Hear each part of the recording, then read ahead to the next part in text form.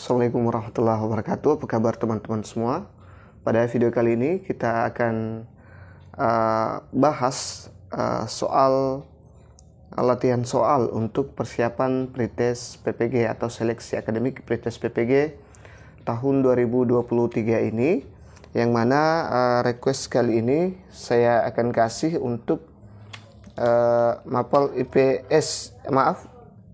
mapel ekonomi ya teman-teman. Jadi sekarang ini mapel ekonomi, maaf saya perbaiki dulu ya. Nah, untuk mapel-mapel yang lain harap bersabar ya, karena dalam membuat satu materi, satu video itu saya memerlukan waktu kurang lebih sehari baru bisa selesai dalam membuat video ya. Ada buat materi dulu, kemudian edit, kemudian buat video, edit lagi, kemudian upload, dan sebagainya. Banyak sekali ya teman-teman, jadi tidak semudah yang teman-teman bayangkan. Sebelum kita lanjut ke soal ini tentunya berkualitas ya. Saya tidak ambil soal-soal yang asal-asalan. Jadi ini adalah soal-soal yang saya ambil dari pretest PPG tahun lalu, 2 tahun lalu. Di sini campur ya, berdasarkan kisi-kisi tahun lalu. Jadi insyaallah kisi-kisinya itu tidak akan jauh-jauh ya, yakin dan percaya teman-teman. Perhatikan kisi-kisinya.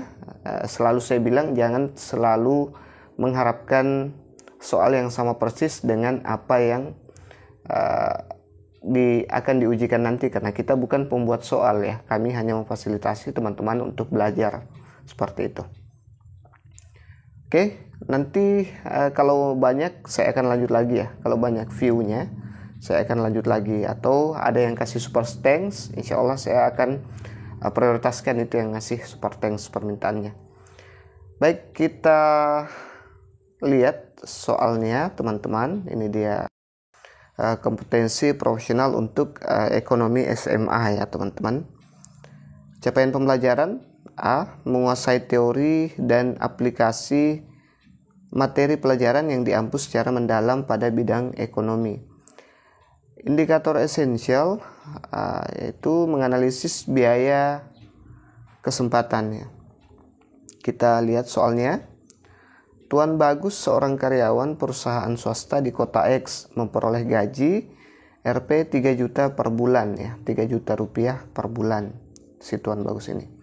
Karena ingin memiliki usaha sendiri, dia berhenti dari perusahaan tempat bekerja dan mendirikan industri batako. 1 bulan 5 juta rupiah ya. Beli bahan sekitar 1,5 juta rupiah. Upah karyawan 2 juta rupiah dan biaya lain-lain sebesar 750 ribu rupiah. Biaya peluang yang dikorbankan Tuan Bagus adalah A. 4.250.000 rupiah, B. 3 juta rupiah, kemudian C. 2 juta rupiah, D. 1,5 juta rupiah, dan E. 750.000 rupiah. Nah, saya mau teman-teman jawab dulu ya. Jawab dulu baru kita bahas bersama. Itu akan lebih enak belajarnya kalau kita jawab dulu, enak tersimpan karena ada rasa penasaran teman-teman, seperti itu.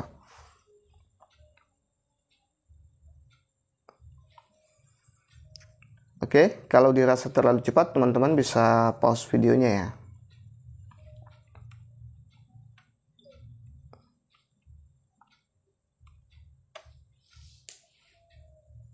Nah, ini dia. Jadi jawaban yang tepat adalah opsi B ya. Nih, 3 juta rupiah. Peluang yang dikorbankan Tuan Bagus di atas ya. Kita lihat pembahasannya. Nilai yang dikorbankan oleh Tuan Bagus sebagai akibat dari keputusan Tuan Bagus mendirikan industri batako adalah menjadi karyawan perusahaan swasta sebesar 3 juta per bulan. Biaya peluang atau opportunity cost adalah pengorbanan yang dilakukan seseorang karena mengambil sebuah alternatif pilihan keputusan. Biaya peluang muncul dari kegiatan alternatif yang tidak bisa kita lakukan. Perhitungan biaya peluang tidak selalu berhubungan dengan uang. Bisa berupa waktu, kesempatan, dan keuntungan di masa depan. Sebagai contoh, misalkan seseorang memiliki uang 10 juta rupiah. Dengan jumlah uang sebesar itu, ia memiliki kesempatan untuk bertamasya ke Bali atau membeli sebuah TV. Jika ia memilih untuk membeli TV, ia akan kehilangan kesempatan untuk menikmati keindahan Bali. Begitu pula sebaliknya, apabila ia memilih untuk bertamasya ke Bali, ia akan kehilangan kesempatan untuk menonton TV, kesempatan yang hilang ya. Itulah yang disebut sebagai biaya peluang, teman-teman. Oke. Kita lanjut ke soal berikutnya. Jangan lupa subscribe, like, dan bantu share sebanyak-banyaknya ke sosial media teman-teman ya. Ini masih kompetensi profesional ya. Sengaja tidak saya ambil pedagogi karena sudah banyak sekali pedagogi. Silahkan kalian buka di video saya Muhammad Daniel, cari video pedagogi di sana, sudah banyak sekali ya. Capaian pembelajaran menguasai teori dan aplikasi mata pelajaran yang diampu secara mendalam pada bidang ekonomi. Indikator esensial mendeskripsikan konsep kelangkaan ya. Kita lihat soalnya. Suatu daerah yang baru terkena musibah banjir mengalami kelangkaan air bersih, sehingga banyak yang terjangkit penyakit kulit, gatal-gatal ya. Berdasarkan informasi tersebut, yang menyebabkan air bersih langka adalah A. Harga air bersih cenderung naik. B. Kebutuhan air bersih tak terbatas. C. Setiap orang memaksimumkan kepuasannya. D. Persediaan tidak sesuai dengan rencana. E. Sumber air bersih tercemar kotoran. Nah, kira-kira yang mana jawabannya nih teman-teman? Apakah A, B, C, D, atau E ya?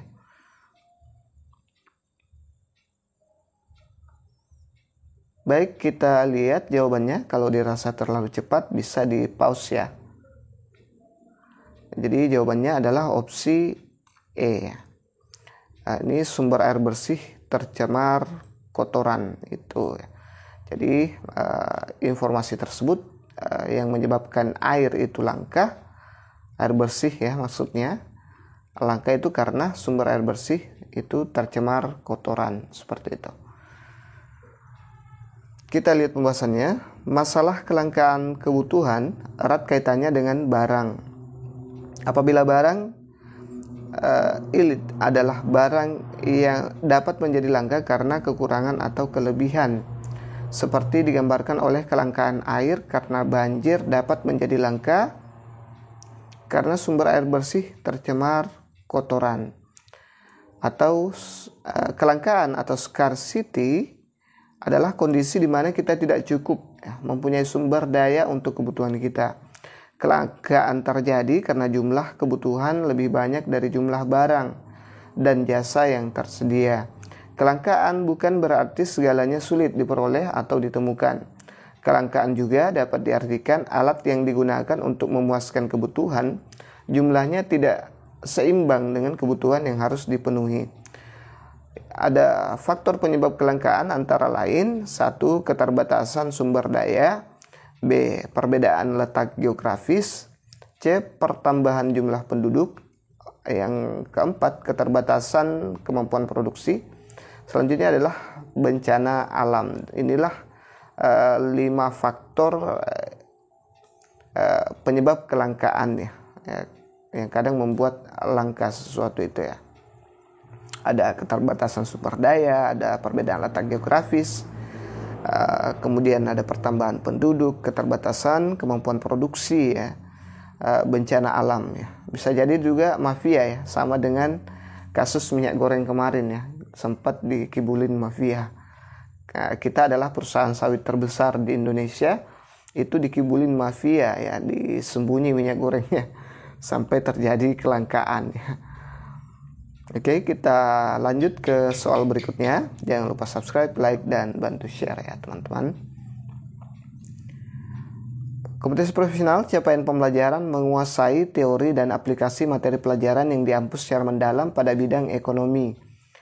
Indikator esensial, mengidentifikasi kebutuhan. Berikut ini beberapa macam kebutuhan. A. Ibu pergi ke pasar membeli bahan kebutuhan pokok. B. Ayah membelikan adik baju seragam sekolah. C. Kak Rudi membeli handphone yang memiliki kamera. D. Budi rajin berolahraga setiap minggu sekali. E. Pak Ahmad membeli rumah dekat tempat kerjanya. Berdasarkan urutan tingkat intensitasnya yang termasuk kebutuhan primer adalah A. 1, 2, 3, B. 1, 2, dan 5, C 1, 3, dan 4, D 2, 4, dan 5, E 3, 4, dan 5. Nah, teman-teman, kira-kira yang mana di sini yang termasuk urutan tingkat intensitasnya itu menunjukkan kebutuhan primer? Apakah A, B, C, D, atau E? Jadi kita kunci jawabannya ya. Teman-teman silahkan jawab dulu. Kalau dirasa terlalu cepat, silahkan pause videonya dulu, baru teman-teman jawab. Setelah itu baru dilanjutkan lagi, seperti itu. Karena kita berburu waktu ya. Baik, jawabannya adalah opsi B ya. Kebutuhan primer adalah kebutuhan pertama yang harus dipenuhi lebih dahulu. Kebutuhan yang menempati urutan pertama adalah 1, 2, dan 5. Coba kita lihat 1 ini ya, harusnya di sini saya kasih 1 ya, bukan A, B, C, maaf. 1, ibu pergi ke pasar membeli bahan kebutuhan pokok. Yang kedua, ayah membelikan adik baju seragam sekolah. Nah, ini semua kebutuhan primer ya. Kemudian yang kelima adalah Pak Ahmad membeli rumah dekat dengan tempat kerjanya. Nah, ini juga perlu ya, karena kita kadang terlambat ke tempat kerja. Seperti saya, semenjak pindah rumah itu jauh sekali dan sering terlambat. Makanya itu adalah salah satu kebutuhan primer. Kalau handphone ya mungkin dia bisa jadi primer kalau memang orangnya itu konten kreator macam saya ya, memang butuh kamera handphone. Kemudian ini olahraga juga itu penting ya, tapi bukan primer. Ini bukanlah kebutuhan primer, teman-teman. Nah, kalau teman-teman melihat soal seperti ini, biasanya ada 2 jawaban, 1 jawaban benar, 3 salah, dan 2 pengecoh. Nah, pengecohnya itu ada di opsi A ya. Ini dia pengecohnya, dan opsi B yang benar. Ini sudah jelas-jelas salah ya, yang ketiga ini. Jadi kalau menemukan soal yang berurutan seperti ini, tinggal pilih ya, jangan sampai terkecoh ya. Banyak yang kadang terkecoh dengan soal yang berurutan seperti ini. Kita lihat pembahasannya. Kebutuhan menurut intensitasnya atau tingkat kepentingannya. Jenis kebutuhannya dibedakan menjadi 3. 1. Kebutuhan primer merupakan kebutuhan yang harus dipenuhi terlebih dahulu sebelum kebutuhan lainnya. Contoh, makan, minum, rumah, pakaian, kesehatan, dan pendidikan. Yang kedua, kebutuhan sekunder merupakan kebutuhan yang bersifat pelengkap. Artinya dipenuhi setelah kebutuhan primer terpenuhi. Contoh, meja, kursi, lemari, perlengkapan, dan peralatan rumah lainnya. Selanjutnya adalah yang ketiga adalah kebutuhan tersier.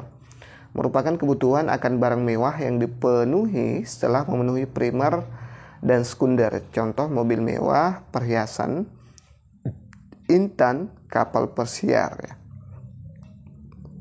Nah, ini tersier ya. Kalau ini dia sekunder, kalau ini dia primer. Nah, teman-teman harus pahami ini baik-baik ya, biar enak ya. Saya juga sebenarnya kalau membahas ilmu yang lain enak ya, menambah wawasan. Sebenarnya saya bahasa Inggris ya, tapi saya belum buat sama sekali untuk teman-teman yang berbahasa Inggris. Sabar ya. Oke. Kompetensi profesional, capaian pembelajaran, menguasai teori dan aplikasi materi pelajaran yang diampu secara mendalam pada bidang ekonomi. Indikator esensial, menganalisis masalah dasar ekonomi. Kita lihat soalnya, adanya ketidakseimbangan antara kebutuhan yang tidak terbatas dengan alat pemuas kebutuhan yang terbatas merupakan A. Masalah ekonomi, B. Masalah ekonomi lagi, maaf ya, saya salah ini. C. Kejadian ekonomi, D. Inti masalah ekonomi, E. Kelangkaan. Ini bonus ya, kalau salah satunya benar di sini ini bonus ya. Jadi kalau yang memilih opsi C, D, E itu dianggap salah. Kalau salah ya, jadi ini bonus, anggap saja ini bonus. Saya yang salah, kenapa masalah ekonomi semua ya. Oke, kita lihat jawabannya. Adanya ketidakseimbangan antara kebutuhan yang tidak terbatas dengan alat pemuas yang terbatas merupakan, kalau teman-teman perhatikan baik-baik tadi, itu akan mudah menjawabnya. Nah, jadi jawaban yang tepat adalah opsi D. Coba kita lihat opsi D-nya, inti masalah ekonomi. Nah, kita lihat pembahasannya. Inti masalah ekonomi adalah bagaimana manusia memenuhi kebutuhannya yang tak terbatas dengan alat atau benda pemuas kebutuhan yang terbatas.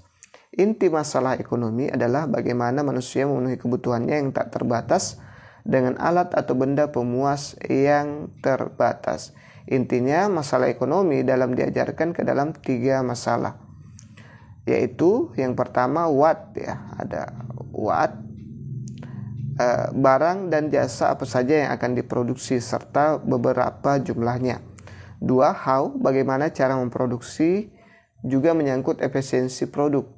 Yang ketiga for whom ya, atau untuk siapa akan digunakan, oleh siapa barang dan jasa tersebut, juga menyangkut distribusi ya teman-teman. Ini agak double-double ya kalimatnya, mohon maaf karena agak buru-buru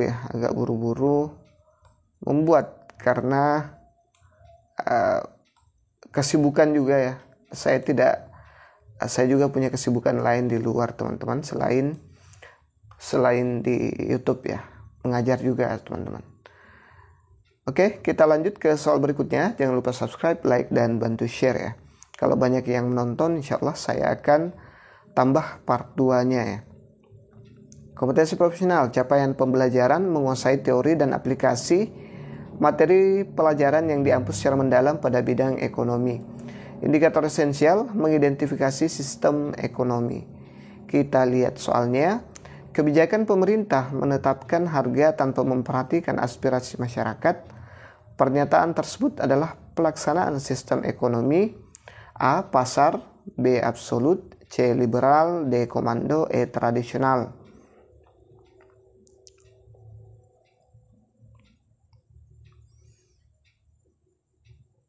Yang mana kira-kira teman-teman? Saya yakin sudah dikunci. Jawabannya kita lihat. Jadi jawaban yang tepat adalah opsi D ya. Ini komando ya. Nah, kebijakan pemerintah menetapkan harga tanpa memperhatikan ya. Pokoknya memerintah saja, komando saja ya. Kita lihat pembahasannya. Bila dalam kapitalisme, institusi paling penting adalah pasar. Dalam sosialisme, institusi paling penting adalah negara. Negara menguasai sepenuhnya sumber daya dan memecahkan masalah apa, bagaimana, dan untuk siapa melalui perencanaan yang terpusat. Secara umum, sistem ekonomi terbagi menjadi 4 ya. Yang pertama, sistem ekonomi tradisional adalah sistem ekonomi yang diterapkan oleh masyarakat tradisional secara turun-temurun ya, mengandalkan alam dan tenaga kerja. Ciri-ciri sistem ekonomi tradisional: A. Teknik produksi bersifat tradisional, B. Sedikit modal, C. Pertukaran dengan sistem barter, D. Tidak ada pembagian kerja, E. Berdasarkan tradisi. Itu dia ciri-ciri dari sistem ekonomi tradisional ya. Selanjutnya, sistem ekonomi komando ya. Ini jawaban kita tadi, atau terpusat atau sosialis. Adalah sistem ekonomi di mana peran pemerintah sangat dominan dan berpengaruh dalam mengandalkan perekonomian. Ciri-ciri: A. Semua alat dan sumber produksi dikuasai negara. B. Hak milik perorangan tidak diakui. C. Tidak bebas memilih pekerjaan. D. Kebijakan ekonomi diatur oleh pemerintah. Ya, jadi semua ini sesuai dengan yang tadi ya. Pokoknya pemerintah punya kewenangan sepenuhnya. Yang ketiga, sistem ekonomi pasar atau liberalis atau kapitalis adalah sistem ekonomi di mana kegiatan ekonomi produksi, distribusi, dan konsumsi dilakukan oleh pihak swasta. Ciri-ciri yang pertama itu semua sumber produksi milik masyarakat. Kemudian yang kedua, pemerintah tidak ikut campur tangan langsung. Yang ketiga, timbul persaingan dalam masyarakat. Yang keempat, selalu berorientasi mencari keuntungan. Selanjutnya yang keempat, sistem ekonomi campuran adalah sistem ekonomi di mana pemerintah dan swasta saling berinteraksi dalam memecahkan masalah. Dalam sistem ekonomi campuran, kegiatan ekonomi masyarakat diserahkan kepada kekuatan pasar. Namun pada batas tertentu, pemerintah tetap melakukan kendali campur tangan ya teman-teman. Oke, sudah berapa yang benar teman-teman? Mudah-mudahan benar semua ya. Jadi pembahasan di sini tuh lumayan lengkap ya. Kalau dimodif sedikit soalnya dari kisi-kisi, insya Allah teman-teman bisa jawab kalau memang teman-teman pahami penjelasan dan pembahasannya. Oke, kita lanjut ke soal berikutnya. Kompetensi profesional. Capaian pembelajaran: menguasai teori dan aplikasi materi pelajaran yang diampu secara mendalam pada bidang ekonomi. Indikator esensial: menganalisis prinsip dan ekonomi. Masalah mendasar dalam ilmu ekonomi adalah: A. Mengurangi masalah kemiskinan dan menciptakan distribusi pendapatan yang adil dan merata. B. Menentukan harga yang tepat atas barang atau jasa sesuai dengan biaya-biaya yang dikeluarkan untuk memproduksi barang atau jasa tersebut. C. Mengurangi eksternalitas negatif yang ditimbulkan dari setiap kegiatan ekonomi. D. Mengoptimalkan penggunaan sumber daya yang jumlahnya terbatas untuk memenuhi kebutuhan masyarakat. E. Memacu pertumbuhan ekonomi sebuah negara dengan harapan kemakmuran akan tercipta. Oke, teman-teman, kira-kira yang mana jawabannya? Silahkan dijawab dulu. Kita lihat jawabannya ya. Kalau dirasa cepat, pause dulu. Oke, jadi jawaban yang tepat adalah opsi D. Coba kita lihat opsi D. Masalah mendasar dalam ilmu ekonomi adalah mengoptimalkan penggunaan sumber daya yang jumlahnya terbatas untuk memenuhi kebutuhan masyarakat. Kita lihat pembahasannya. Ilmu ekonomi merupakan studi tentang bagaimana masyarakat menggunakan sumber daya yang terbatas untuk menghasilkan komoditas yang bermanfaat dan menyalurkannya di antara anggota masyarakat tersebut. Itu menurut Paul A. Samuelson and William de Nordaus ya, 2001. Masalah dasar ekonomi adalah kelangkaan atau scarcity yang terjadi karena keinginan manusia yang tidak terbatas dalam dunia yang memiliki sumber daya yang terbatas. Akibatnya muncul 3 pertanyaan dalam organisasi ekonomi, yaitu apa? Tadi juga ya sudah kita lihat. What yang sebaiknya diproduksi dan seberapa banyak. Kemudian yang kedua adalah bagaimana atau how sumber daya digunakan dalam memproduksi barang tersebut. Kemudian yang ketiga, untuk siapa, for whom ya, untuk siapa barang diproduksi, siapa yang dapat menikmati hasil kegiatan ekonomi, bagaimana penghasilan dan kekayaan didistribusikan. Pertanyaan ini terkait dengan pendistribusian barang yang telah dihasilkan. Oke, kita lanjut ke soal berikutnya. Kompetensi profesional, capaian pembelajaran sama ya dengan yang tadi. Agak capek membaca teman-teman.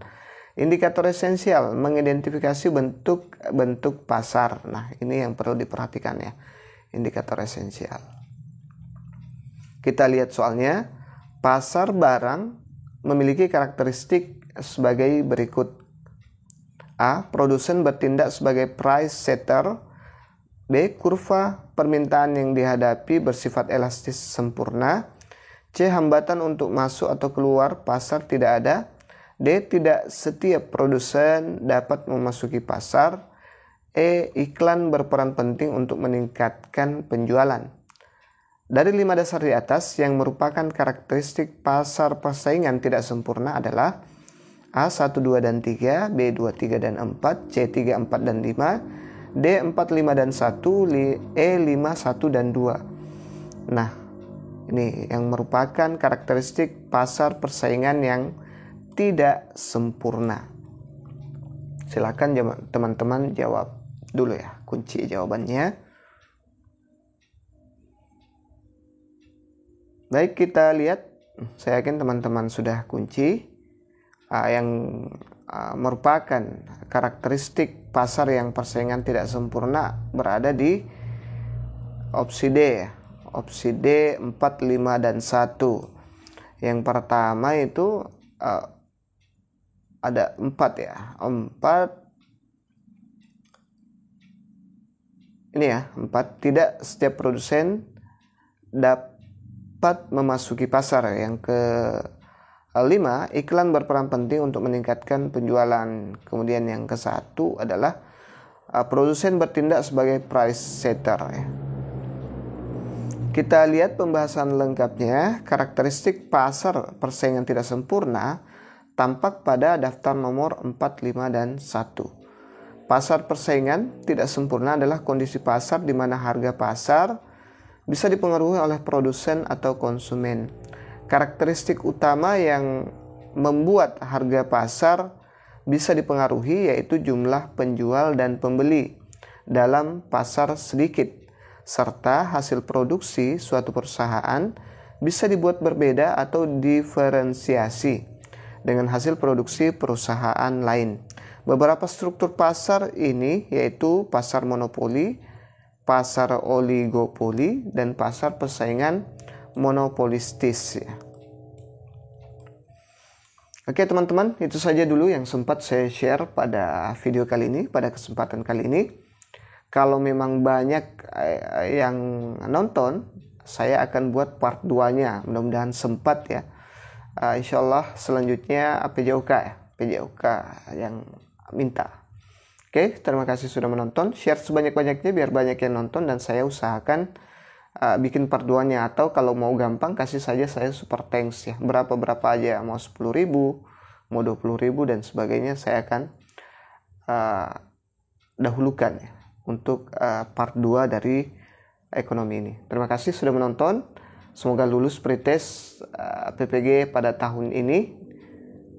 Amin ya rabbal alamin. Assalamualaikum warahmatullahi wabarakatuh.